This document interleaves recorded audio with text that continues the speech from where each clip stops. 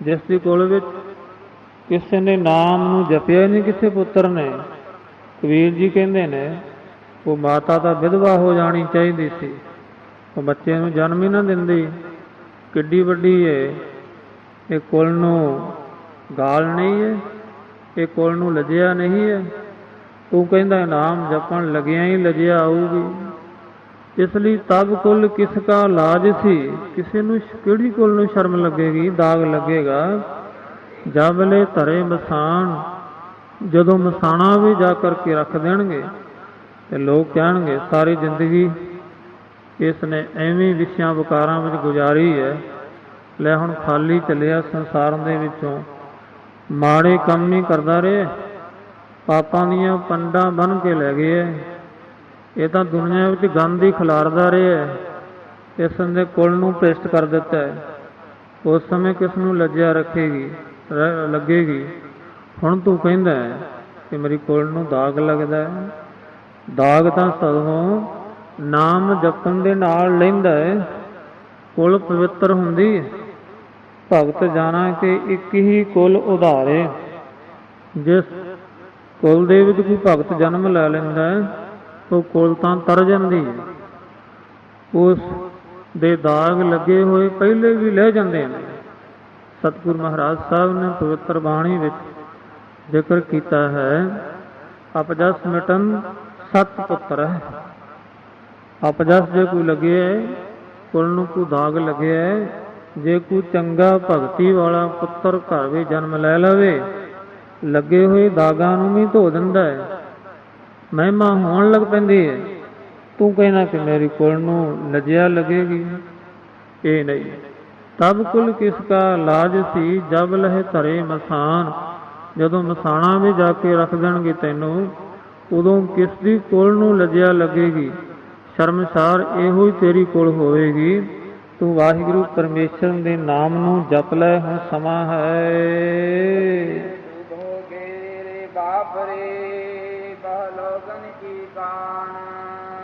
ਕਬੀਰ ਜੀ ਫਰਮਾਉਂਦੇ ਨੇ, ਕਬੀਰ ਡੂਬੇ ਹੈ ਗੋ, ਕਬੀਰ ਡੂਬੇ ਹੈ ਗੋ ਰੇ ਬਾਪਰੇ, ਬਹੁ ਲੋਗਨ ਕੀ ਕਾਨ। ਬਹੁ ਦੇ ਲੋਕਾਂ ਦੀ ਕਾਨ ਕਨੌੜ ਵਿੱਚ ਚਲਦਿਆਂ ਹੋਇਆਂ, ਰਹੋ ਰੀਤੀ ਵੀ ਚਲਦਿਆਂ ਹੋਇਆਂ, ਲੋਕਾਂ ਦੀ ਚਲਾਈ ਹੋਈ ਜਿਹੜੀ ਰੀਤੀ ਹੈ, ਇੱਕ ਤਾਂ ਹੈ ਗੁਰੂ ਦੀ ਰੀਤੀ, ਉਸ ਨੂੰ ਗੁਰਮਤ ਕਹਿੰਦੇ ਨੇ। ਇੱਕ ਲੋਕਾਂ ਦੀ ਰੀਤ ਹੈ, ਉਸ ਨੂੰ ਅਨਮਤ ਕਹਿੰਦੇ ਨੇ। ਇੱਕ ਮਨ ਦੀ ਰੀਤ ਹੈ, ਉਸ ਨੂੰ ਮਨਮਤ ਕਹਿੰਦੇ ਨੇ। ਇਹਨਾਂ ਤਿੰਨਾਂ ਨਾਲੋਂ ਸ੍ਰੇਸ਼ਟ ਗੁਰਮਤ ਹੈ। ਇੱਕ ਤਾਂ ਅਨਮਤ ਹੈ, ਇੱਕ ਮਨਮਤ ਹੈ, ਇੱਕ ਗੁਰਮਤ ਹੈ। ਕਬੀਰ ਜੀ ਫਰਮਾਉਂਦੇ ਨੇ, ਲੋਕਾਂ ਦੀ ਅਨਮਤ ਵਿੱਚ, ਲੋਕਾਂ ਦੀ ਕਾਨ ਕਨੌੜ ਦੇ ਵਿੱਚ ਚਲਦਿਆਂ ਹੋਇਆਂ ਤੂੰ ਡੁੱਬ ਜਾਵੇਂਗਾ, ਇਸ ਵਿੱਚ ਨਾ ਚੱਲਣਾ ਕਰ।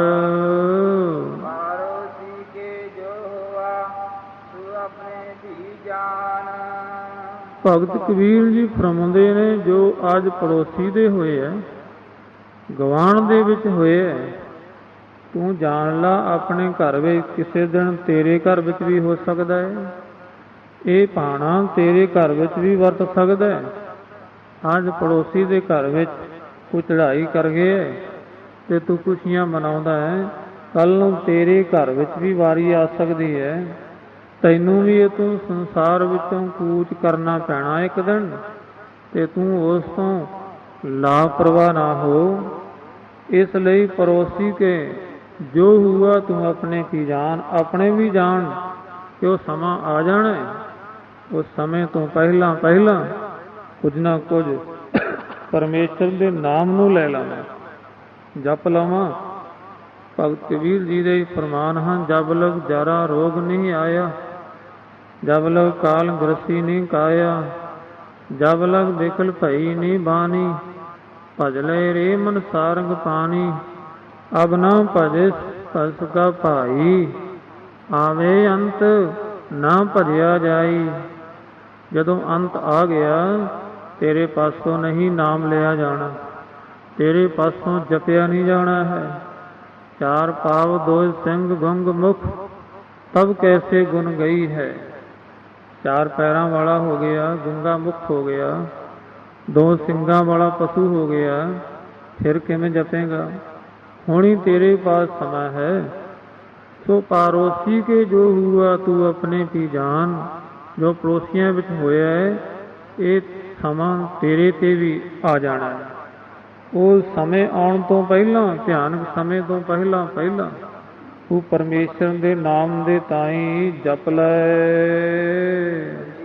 ਭਲੇ ਮਧੁਕਰੀ ਨਾਨਾ ਬਿਦ ਕੋ ਨਾਜ। ਭਗਤ ਕਬੀਰ ਜੀ ਉਚਾਰਨ ਕਰਦੇ ਨੇ, ਮਧੂਕੜੀ ਚੰਗੀ, ਮਧੂਕੜੀ ਕਹਿੰਦੇ ਨੇ ਮੰਗ ਕਰਕੇ ਡਾਲੀ ਖਾਣੀ, ਇਹ ਚੰਗੀ ਹੈ। ਭਾਵ ਇਸ ਤੋਂ ਇਹ ਹੈ, ਵਾਹਿਗੁਰੂ ਪਰਮੇਸ਼ਰ ਦੇ ਨਾਮ ਨੂੰ ਨਹੀਂ ਛੱਡਣਾ ਚਾਹੀਦਾ। ਜੇ ਪ੍ਰਵਿਰਤੀ ਦੇ ਵਿੱਚ ਨਾਮ ਨਹੀਂ ਜਪਿਆ ਜਾ ਸਕਦਾ, ਭਾਵੇਂ ਨਿਵਰਤੀ ਪੱਖ ਨੂੰ ਧਾਰਨ ਕਰ ਲਵੇ, ਉਹ ਵੀ ਚੰਗਾ ਹੀ ਹੈ। ਇੱਥੋਂ ਇਸ ਦਾ ਭਾਵ ਇਹ ਨਹੀਂ ਲੈਣਾ ਕਿ ਮੰਗ ਕੇ ਖਾਣਾ ਹੀ ਚੰਗਾ। ਸਤਿਗੁਰੂ ਮਹਾਰਾਜ ਸਾਹਿਬ ਦਾ ਸਿਧਾਂਤ ਤਾਂ ਇਹ ਹੈ, ਘਾਲ ਖਾਏ ਕਿਸ ਹੱਥੋਂ ਦੇ, ਨਾਨਕ ਰਾਹੋ ਪਛਾਣੇ ਸੇ। ਆਪਣੇ ਹੱਥਾਂ ਨਾਲ ਘਾਲ ਕਮਾਈ ਕਰਨੀ ਹੈ, ਧਰਮ ਦੀ ਕਿਰਤ ਵਿਰਤ ਕਰਨੀ ਹੈ, ਫਿਰ ਉਸ ਵਿੱਚੋਂ ਪੁੰਨ ਦਾਨ ਕਰਨਾ ਹੈ, ਗੁਰੂ ਕੇ ਲੇਖੇ ਵਿੱਚ ਦੇਣਾ ਹੈ, ਫਿਰ ਜੀਵਨ ਸਫਲਾ ਹੁੰਦਾ ਹੈ।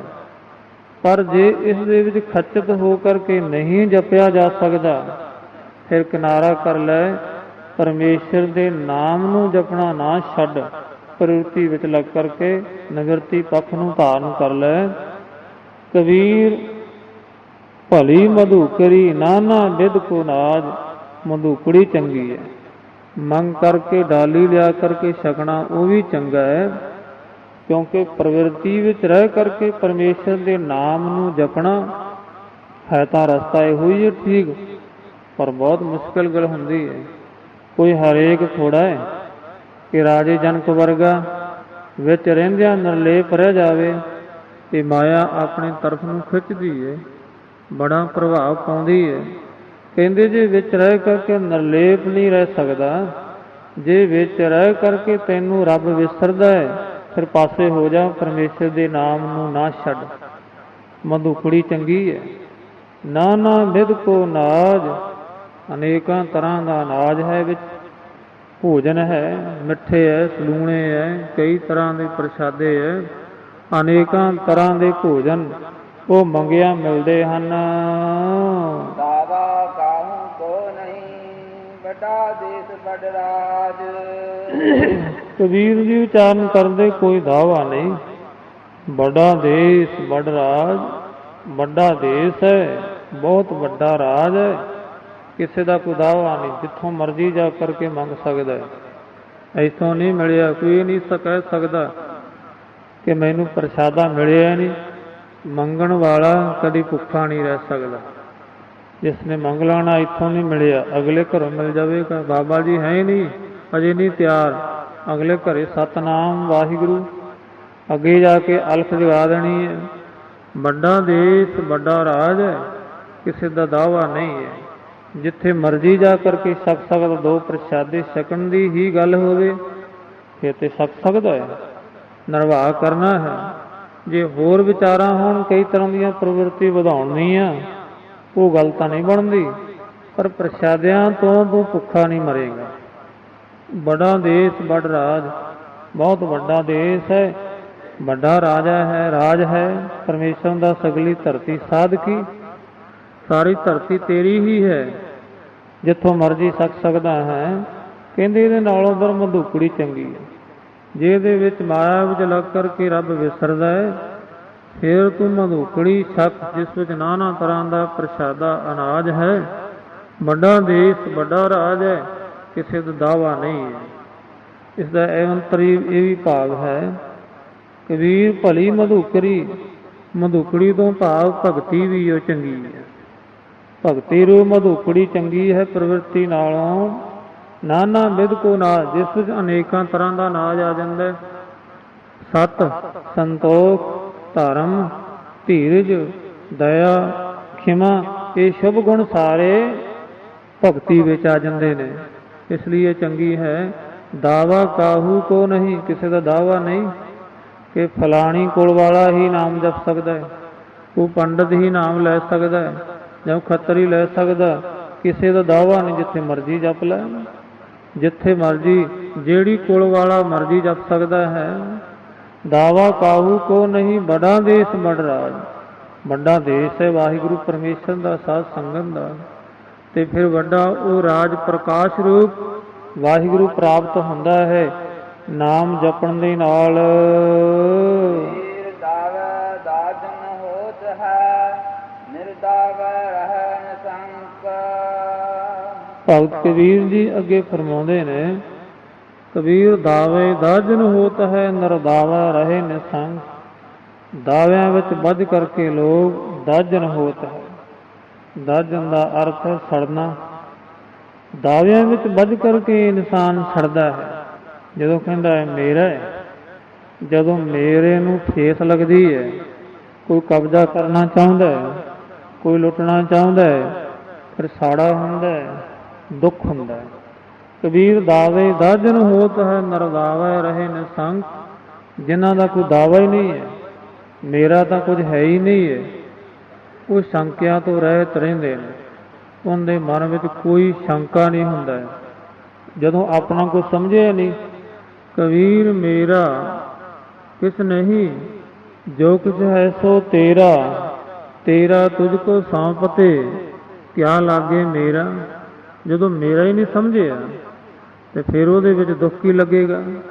ਜੇ ਕੋਈ ਵਸਤੂ ਪਾਸ ਹੈ, ਉਸ ਨੂੰ ਮੇਰਾ ਸਮਝਿਆ ਨਹੀਂ ਹੈ, ਤੇ ਜਦੋਂ ਮੇਰਾ ਸਮਝਿਆ, ਜਦੋਂ ਮੇਰੇ ਦੇ ਉੱਪਰ ਕੋਈ ਹਮਲਾ ਕਰਦਾ ਹੈ, ਮੇਰੇ ਨੂੰ ਕੁਝ ਕਹਿੰਦਾ ਹੈ, ਫਿਰ ਦੁੱਖ ਲੱਗਦਾ ਹੈ। ਕਬੀਰ ਦਾਵੇ ਦਾਜਨ ਹੋਤ ਹੈ, ਨਰਦਾਵਾ ਰਹੇ ਨਿਸੰਕ। ਜਿਹੜੇ ਦਾਅਵਿਆਂ ਤੋਂ ਰਹਿਤ ਨਿਸੰਕ ਰਹਿੰਦੇ ਨੇ। ਜਦੋਂ ਇਤਿਹਾਸ ਵਿੱਚ ਆਉਂਦਾ ਹੈ ਭਾਈ ਰਾਮ ਕੌਰ ਜੀ, ਬਾਬਾ ਬੁੱਢਾ ਸਾਹਿਬ ਜੀ ਦੀ 7ਵੀਂ ਜਗ੍ਹਾ ਅੰਸ਼ ਤੇ ਲਾਹੌਰ ਦੇ ਵਿੱਚੋਂ ਚੜ੍ਹਾਈ ਕਰਕੇ ਆਏ।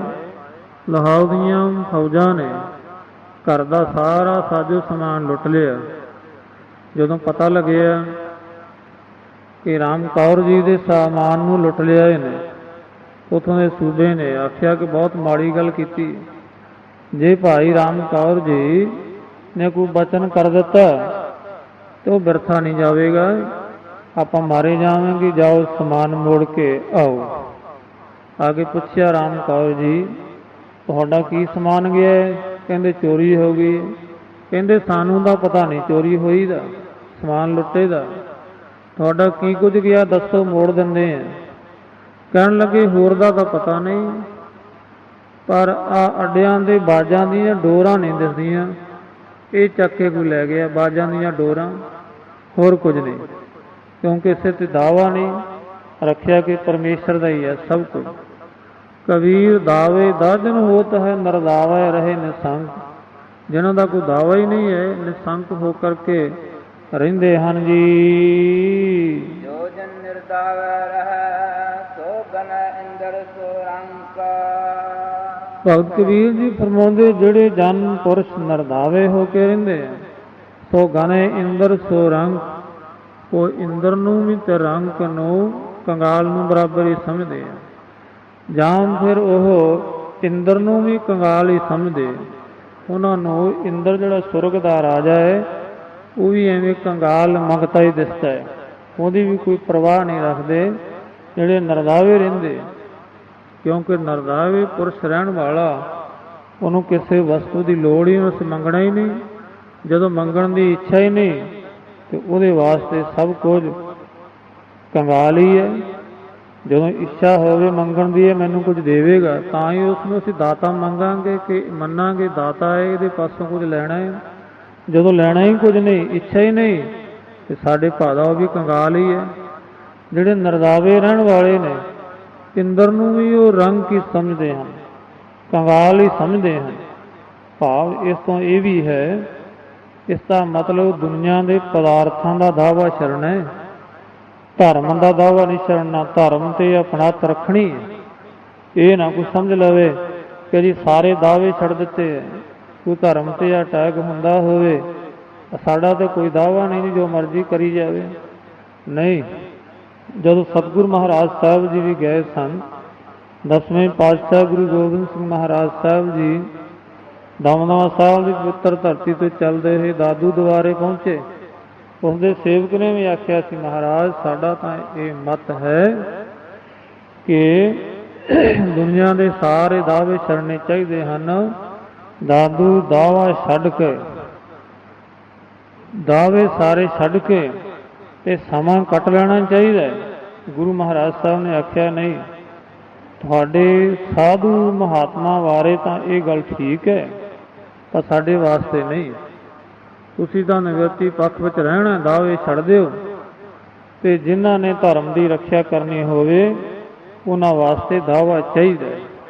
ਜਿਸ ਨੇ ਗਊਆਂ ਛਡਾਉਣੀਆਂ ਹੋਣ, ਜਿਸ ਨੇ ਲੜਕੀਆਂ ਛਡਾਉਣੀਆਂ ਹੋਣ, ਉਹਨਾਂ ਵਾਸਤੇ ਆਪਣੇ ਧਰਮ ਦਾ ਦਾਅਵਾ ਕਰਨਾ ਪੈਂਦਾ ਹੈ।